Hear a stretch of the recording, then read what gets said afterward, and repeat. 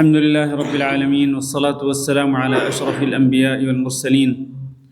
وعلى آله الطاهرين وأصحابه الطيبين ومن تبعهم بإحسان إلى يوم الدين أما بعد.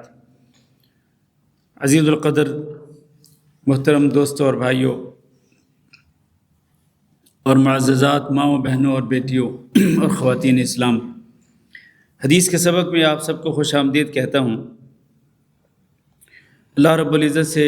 یہ دعا کرتے ہوئے کہ اللہ رب العزت ہمیں اپنے کلام کی اور اپنے نبی کی احادیث کی سچی محبت نصیب فرمائے. اللہ تعالی ہم سب کو اپنا کلام بھی اور اسی طرح اپنے نبی کی احادیث کو بھی سمجھنے اور ان پر عمل کرنے کی توفیق دے. جو چیپٹر ہم نے پچھلے کئی جمعوں میں پڑھا، کئی سبقوں میں، اس کی ایک آخری حدیث باقی ہے اور اس کے بعد ایک نیا چیپٹر شروع کرتے ہیں. آخری باب اور آخری حدیث، باب الرجل یکون له ممر او شرب فی حائط او نخل. ایک ایسا آدمی کہ جس کے لیے گزرگاہ ہو یا کوئی چشمہ ہو کسی باغ میں یا نخلستان میں، یعنی کسی شخص کا باغ ہو یا نخلستان ہو. نخلستان سے مراد بھی کھجوروں کا باغ ہے. تو ایسا باغ ہو کہ جس میں لوگوں کی آنے جانے کا راستہ ہو، گزرگاہ ہو، یا پھر اس کے اندر چشمہ ہو. تو کیا اس پر کسی اور کا حق ہے یا نہیں ہے؟ اس باب میں امام بخاری رحمہ اللہ نے جو حدیث ذکر کی ہے وہ حضرت عبداللہ بن عمر رضی اللہ تعالیٰ عنہ سے روایت کی گئی ہے. وہ کہتے ہیں کہ میں نے رسول اللہ صلی اللہ علیہ وسلم سے سنا کہ آپ نے ارشاد فرمایا، من ابتاع نخلا بعد ان تؤبر فثمرتها للبائع الا ان يشترط المبتاع ومن ابتاع عبدا وله مال فماله للذي باعه الا ان يشترط المبتاع. جو شخص کھجور خریدے اس کے بعد کہ اس کو پیوند لگایا گیا ہو، کھجور خریدے اس کے بعد کہ اس کھجور کو پیوند لگایا گیا ہو، تو وہ پیوند کی ہوئی جو کھجور ہے اس کا پھل کس کے لیے ہوگا؟ فرمایا فثمرتها للبائع، جو اس کو بیچ رہا ہے اس کا پھل اسی کا ہوگا. یعنی ایک تو اصل کھجور ہے اور ایک کھجور ایسی ہے جو اس کے ساتھ پیوند کی گئی ہے. اب اصل کھجور کا جو مالک ہے وہ ایک سائڈ پہ ہے، اور جس نے اس کھجور کے ساتھ ایک کھجور پیوند کی، اب یہ شخص پیوند کی ہوئی کھجور کو بیچنا چاہ رہا ہے. تو جب وہ بیچ رہا ہے اس پہ پھل بھی لگا ہوا ہے. یہ پھل کس کا ہوگا؟ بیچنے والے کا ہوگا یا خریدار کا ہوگا؟ یہ پھل نبی کریم صلی اللہ علیہ وسلم نے فرمایا کہ یہ پھل بیچنے والے کا ہوگا، کیونکہ اس نے کھجور پیوند کی تھی کسی کی کھجور کے ساتھ. جب وہ اس کھجور کو بیچ رہا ہے تو اس کا جو پھل ہے وہ بیچنے والے کے لیے ہوگا، نہ کہ خریدنے والے کے لیے ہوگا. الا ان یشترط المبتاع،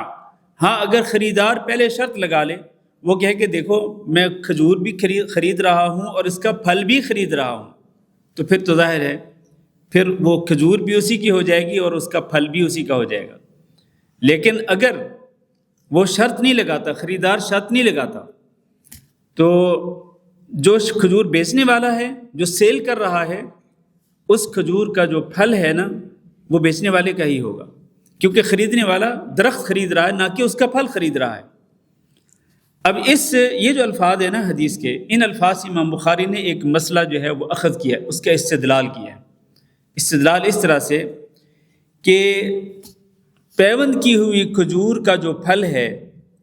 وہ اگر بیچنے والے کے لیے ہے تو اس کا مطلب یہ ہے کہ اگر وہ پھل اس کے لیے ہے تو اس باغ کے اندر اگر گزرگاہ ہے تو اس گزرگاہ کو استعمال کرنے کا بھی اس کو حق حاصل ہے. اور اسی طرح اگر اس کے اندر چشمہ ہے پانی کا تو اس پانی سے بھی استفادہ کرنے کو اس کو حق حاصل ہے. بات سمجھے کہ نہیں سمجھے؟ ایک کھجور پیوند کی ہوئی ہے،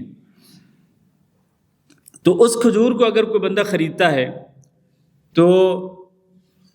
کھجور کا اگر اس کے اوپر پھل لگا ہوا ہے تو وہ پھل کس کا ہے؟ بیچنے والے کا ہے، بیچنے والے کا ہے۔ تو اس کا مطلب یہ ہے کہ اگر وہ پھل بیچنے والے کا ہے تو پھر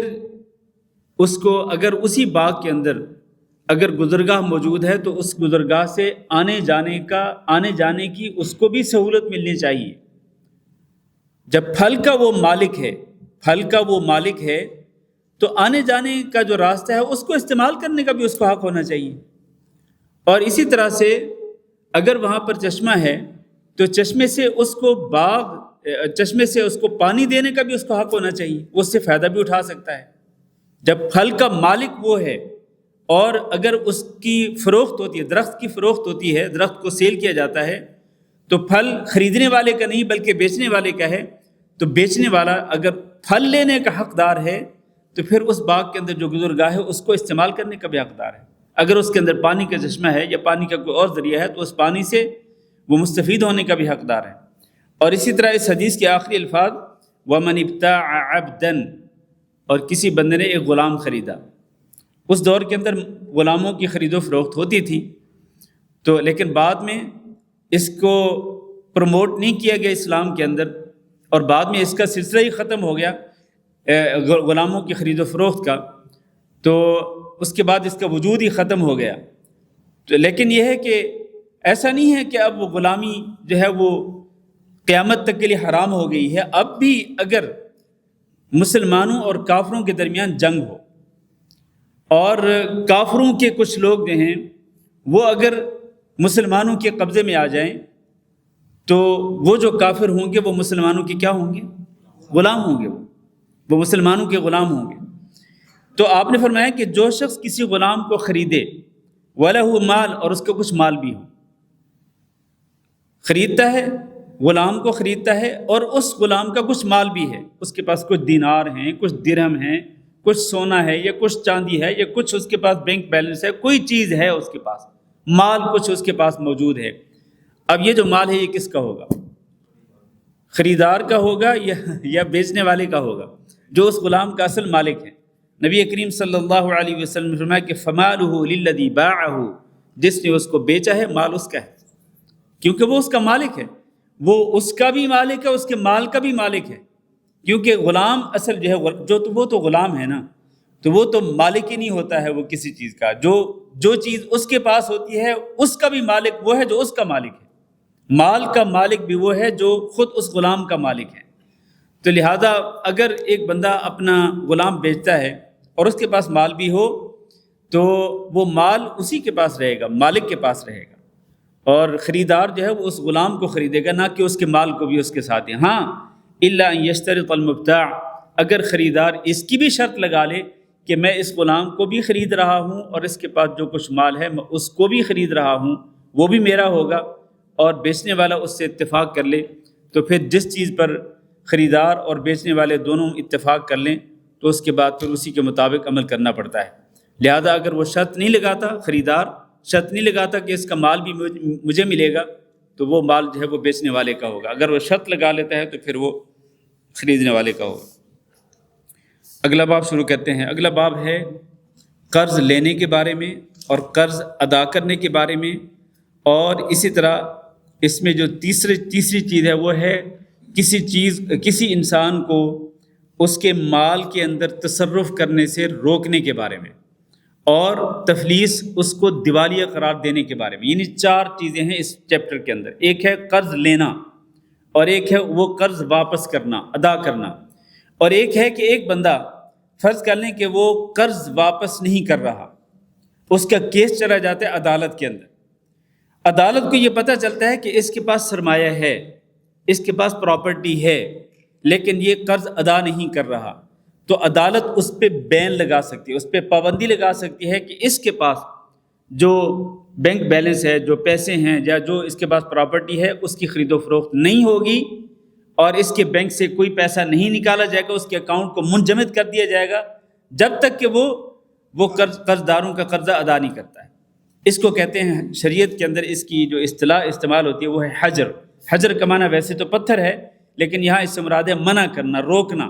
کہ عدالت اس کو روک دے کہ تم اپنے پاس جو تمہارے پاس جو مال و دولت ہے تم اس کے بارے میں کچھ بھی تصرف نہیں کر سکتے ہو، نہ کوئی چیز خرید سکتے ہو، نہ کوئی چیز بیچ سکتے ہو، جب تک کہ تم عدالت کے علم میں لاؤ کہ تم اگر کوئی پراپرٹی بیچ رہے ہو تو اس کا پیسہ تم ان کو دو گے جن کا تم نے قرض لوٹانا ہے۔ اس کو کہتے ہیں حجر، پابندی لگا دینا کہ تم کچھ نہیں کر سکتے اپنے مال کے بارے میں۔ یہ عدالت کی طرف سے پابندی لگتی ہے ان حالات کے اندر کہ جب ایک بندہ اس کے اوپر قرضہ ہو لوگوں کا اور وہ قرضہ واپس نہ کر رہا اور خواہ مخواہ ٹال مٹول کر رہا، یا ہو سکتا ہے بعض اوقات یہ بھی ہوتا ہے کہ ایک بندہ بہت مجبور ہوتا ہے، اس کے پاس کچھ بھی نہیں ہے، تو عدالت اس پہ بھی پابندی لگا دیتی ہے کہ یہ خرید و فروخت نہیں کرے گا اور جب تک کہ یہ دوسروں کی قرضے ادا نہیں کرتا ہے۔ اور چوتھی چیز ہے اس کے اندر ہے وہ ہے کسی کو دیوالیہ قرار دینا، کہ اگر یہی بندہ جو ہے جس نے قرضے لیے ہوئے قرضے واپس نہیں کر سکتا اور عدالت اس کے بارے میں تحقیق کرتی ہے، اس کو پتہ چلتا ہے کہ اس کے پاس تو کچھ ہے ہی نہیں، نہ اس کے پاس کوئی پراپرٹی ہے، نہ اس کا کوئی گھر ہے، نہ اس کا کوئی بینک بیلنس ہے، نہ اس کے پاس کوئی سونا چاندی، کچھ بھی نہیں ہے،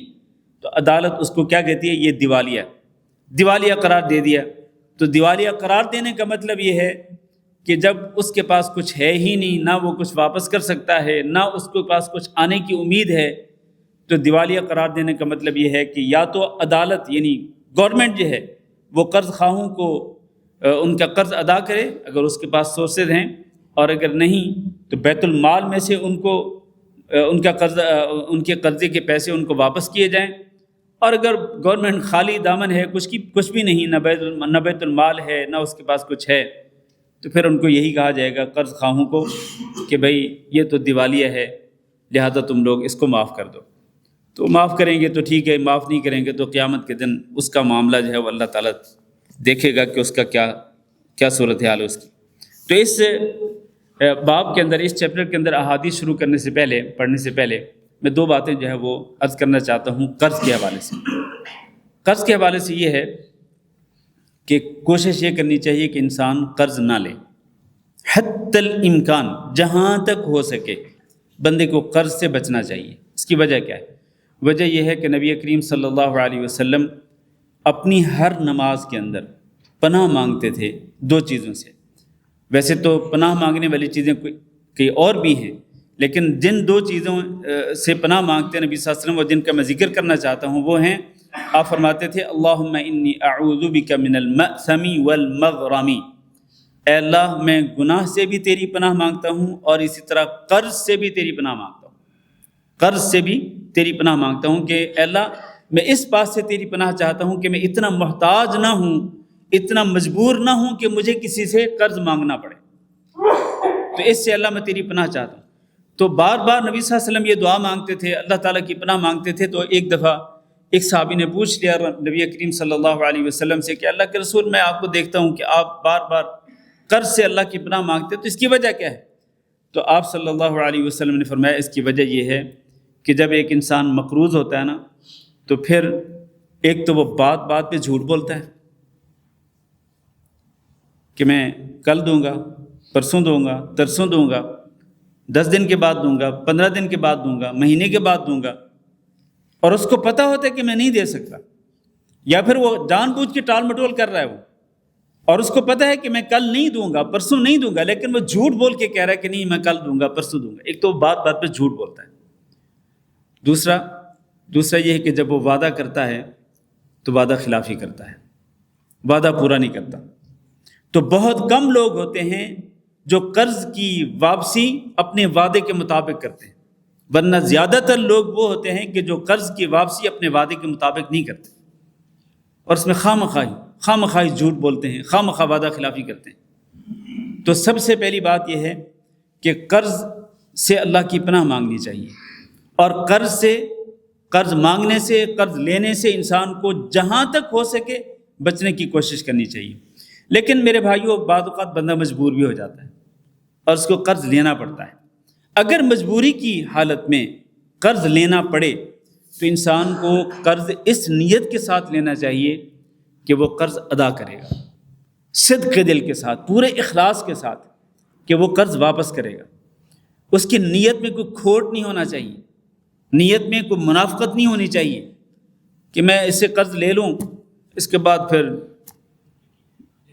پھر دیکھی جائے گی پھر دیکھی جائے گی، تو پھر وہ اس کو ایسا ذلیل کرتا ہے، ایسا اس کو خوار کرتا ہے کہ وہ جناب اس نے احسان کیا اس کے اوپر کہ اس کو قرضہ دے دیا، اور اب وہ جو ہے اب وہ اس کو خوار کرتا ہے۔ اس کے احسان کا بدلہ احسان ہونا چاہیے تھا، حل جزاء الاحسان الا الاحسان، لیکن یہ احسان کے بدلے میں اس کو ذلیل و رسوا کر رہا ہے، تو وعدے کرتا ہے، جھوٹ بولتا ہے۔ تو مقصد یہ ہے کہ جب انسان قرض لینے کے لیے مجبور ہو جائے تو واپس کرنے کی نیت کے ساتھ قرض لے، واپس کرنے کی نیت کے ساتھ، پورے صدق کے دل سے، اخلاص کے ساتھ، اور اس کے دل میں کھوٹ نہ ہو۔ اور اس کا فائدہ کیا ہے؟ فائدہ یہ ہے، حدیث کے اندر یہ موجود ہے، نبی کریم صلی اللہ علیہ وسلم نے ارشاد فرمایا کہ جب ایک بندہ قرضہ لیتا ہے اور واپس کرنے کی نیت کے ساتھ لیتا ہے تو اللہ رب العزت اس کی مدد کرتا ہے، اللہ اس کی مدد کرتا ہے، اور اللہ تعالیٰ اس کو اتنی توفیق دیتا ہے کہ وہ قرضہ واپس کر دے۔ لیکن اگر بالفرض کوشش کے باوجود وہ قرضہ واپس نہیں کر سکا، نیت تھی کہ میں واپس کروں گا، کوشش بھی کی کہ واپس کر دوں، لیکن موت آ گئی اور موت نے اس کو مہلت ہی نہیں دی قرضہ واپس کرنے کی، تو قیامت کے دن اللہ رب العزت اس کی طرف سے قرضہ ادا کرے گا، کس کو؟ جس سے اس نے قرضہ لیا تھا، جس کو اس نے قرضہ واپس کرنا تھا، اللہ اس کو بھی راضی کرے گا۔ ایسا نہیں ہے کہ اللہ تعالیٰ اس کو اگنور کر دے گا اور اس کو اس کا حق نہیں دلائے گا، نہیں، قیامت کے دن تو اللہ تعالیٰ نے فیصلے کرنے ہیں انصاف کے مطابق، تو اللہ تعالیٰ اس کو بھی راضی کرے گا، اور یہ شخص جس نے قرضہ لیا تھا، چونکہ اس کی نیت ادا کرنے کی تھی